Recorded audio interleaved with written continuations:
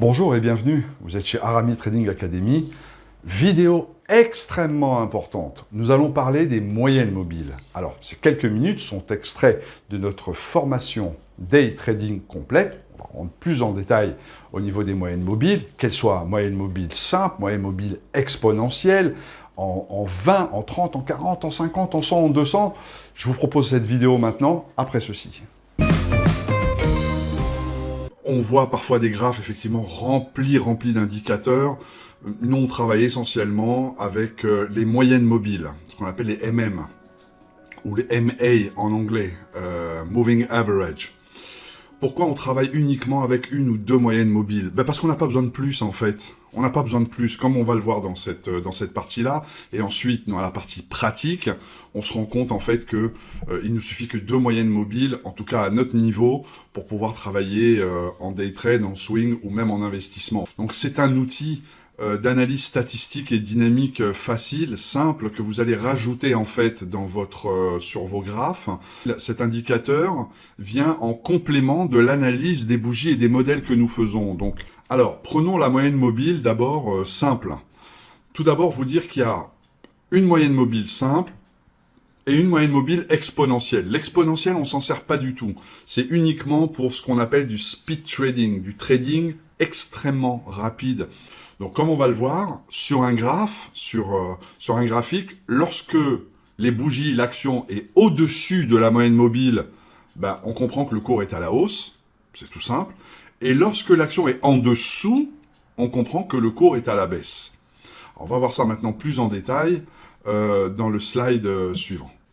Alors, comme vous pouvez le voir sur le graphique, ici à droite, vous avez le graphique avec les bougies japonaises. Et vous avez en bleu, alors ce sera dans la leçon, et chez moi en tout cas ça l'est toujours, parce que je travaille avec des fonds de graphes blancs, certains travaillent avec des fonds de graphes noirs, ils sont plus à l'aise, moi je suis plus à l'aise avec un fond de graphes blanc. La moyenne mobile 20 sera toujours en bleu, et vous avez la moyenne mobile 200 qui sera toujours en noir. Mais voyons déjà comment on calcule la moyenne mobile. Alors c'est pas nous qui la calculons, hein, le système le fait automatiquement, mais pour que vous compreniez. Si par exemple vous prenez une moyenne mobile 20, ça veut dire qu'il prend en compte, quelle que soit l'unité de temps, hein, ça peut être sur 1 minute, 2 minutes, 3 minutes, 4 minutes, prenons par exemple l'unité de temps de 1 minute. Là sur le graphe, chaque bougie que vous voyez, c'est 1 minute d'unité de temps de trading.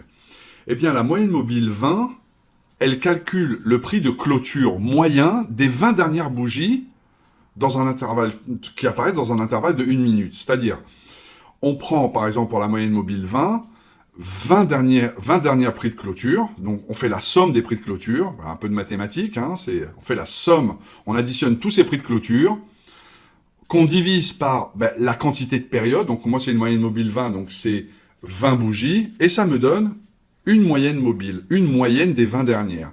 Et chaque fois qu'il y a une nouvelle bougie, tout se recalcule automatiquement. Donc on comprend parfaitement que lorsque les bougies sont au-dessus de la moyenne mobile 20, puisque la moyenne mobile 20, c'est la moyenne des 20 dernières bougies. Quand le graphe est au-dessus de la moyenne mobile 20, ça veut dire qu'on est sur une tendance à la hausse, on est sur une direction à la hausse.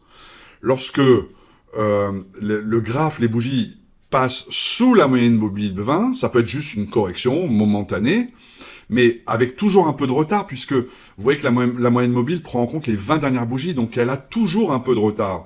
Mais lorsque le graphe, pendant plusieurs bougies, passe sous la moyenne mobile 20, on voit qu'il y a un changement de direction. La moyenne mobile 20 et la 200 ne peuvent pas rester éloignées l'une de l'autre trop longtemps. Elles se rapprochent naturellement. Ça, on va le voir en détail. De la même manière, et c'est très important, sauf pour une stratégie qui s'appelle le momentum, qu'on étudiera un peu plus tard, ou s'il y a un événement particulier, parce qu'il y a un cours de l'action qui hausse brutalement ou qui baisse brutalement, une action, un graphe, une action, revient naturellement vers sa moyenne mobile 20. Alors, nous avons vu la partie théorique sur les moyennes mobiles. Voyons maintenant un cas concret sur un graphe. Donc là, vous avez un graphe en 3 minutes. On va faire une petite analyse technique sur un graphe en 3 minutes, Alors ne soyez pas étonnés juste dans ce graphe-là de la continuité des bougies vertes et de la continuité des bougies rouges. Nous sommes sur effectivement des chandeliers japonais, mais dans un type de graphique qui est très très particulier, qui s'appelle les bougies Ekenashi. J'ai pris ces bougies exprès pour que le graphe soit plus simple, qu'il y ait moins de... sur les graphes Ekenashi, on ne voit pas les gaps entre les bougies, le graphe est beaucoup plus stable. Donc, vous remarquez que sur ce graphe-là, donc c'est un graphe en 3 minutes, sur la première partie de la journée, les bougies sont au-dessus de la moyenne mobile 20. Ça veut dire que chaque fois que le cours clôture à un prix supérieur que la bougie précédente, et en tout cas des 20 bougies précédentes, eh bien la moyenne mobile 20 qui est en bleu, et je vous rappelle que la moyenne mobile 200 est en noir, eh ben, elle monte aussi un peu moins d'une manière un peu moins abrupte que la courbe, parce qu'elle prend en compte les 20 dernières bougies. Mais tant qu'on voit que la courbe est au-dessus de la moyenne mobile 20, on sait que on est sur une direction à la hausse. Alors très important, on a dit que les bougies, le graphe ne peut pas s'éloigner trop longtemps de la moyenne mobile 20. Pourquoi? Ça, on va le répéter très souvent.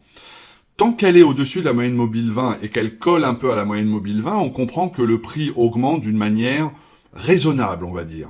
Mais lorsqu'elle s'éloigne de la moyenne mobile 20, on comprend que la moyenne hausse, en fait.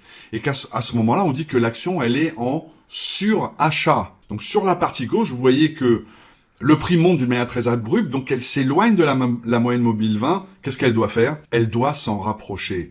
C'est pas simplement parce que la moyenne mobile 20 l'attire et lui dit « rapproche-toi de moi ». C'est simplement parce que si elle s'éloigne de la moyenne mobile 20, ça veut dire qu'il y a beaucoup d'achats. Donc qu'est-ce qui se passe? Eh ben, à un moment donné, il y a une correction, il y a une consolidation, il y a des prises de bénéfices, des take profits, et là, à ce moment-là, ben, ça vend. On vend. Quand on est en longue, quand on veut prendre les bénéfices, on commence à vendre. Et c'est pour ça que vous voyez ici que le prix stagne à un moment donné et baisse et revient vers la moyenne mobile 20. Les algorithmes ont détecté que cette action, elle était en surachat. Elle était overbought. Et si eux-mêmes, les algorithmes et les gros, sont rentrés dans cette action, ils vont, lorsqu'ils seront loin de la moyenne mobile 20, commencer à vendre pour prendre les bénéfices. On voit que sur le deuxième tiers, ici, dans toute cette partie-là, l'action repasse momentanément sous la moyenne mobile 20. Ça ne veut pas dire que ça va continuer, mais en tout cas, ça confirme que le prix baisse. Et ensuite, elle joue un peu avec la moyenne mobile 20. Vous voyez toute cette zone de consolidation. Hein, elle est un peu large, mais c'est toute une zone de consolidation. On voit là l'image en grand, qui sont essentiellement des take profits, des prises de bénéfices, sur tous ceux qui sont rentrés bien avant, autour de 170,25, 170,50 ou même avant en pré-market. Puis l'action, comme vous le voyez, reprend sa direction à la hausse.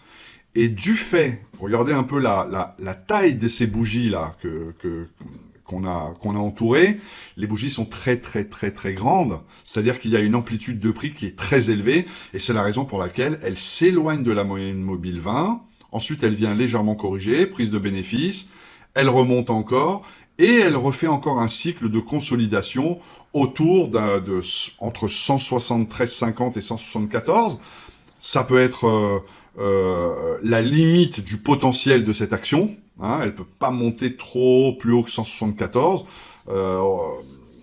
Ça peut être aussi au niveau du graphe daily, du graphe où chaque bougie est un jour, du daily, une très grosse résistance à 174. Un chiffre rond, entre parenthèses. Très important, on reviendra encore plus souvent sur les chiffres ronds, mais on voit qu'autour de 174 $, l'action, en fait, elle range, elle évolue horizontalement, pour plusieurs raisons. Ça peut être la limite potentielle de l'action, l'ATR, il y a une leçon complète sur l'ATR, l'Average True Range, et bien évidemment le chiffre rond, ou une très grosse résistance en daily. N'oubliez pas aussi que vous pouvez aussi vous inscrire gratuitement, c'est dans la description, à notre première leçon de formation en trading. Je vous invite à suivre le lien qui est en description.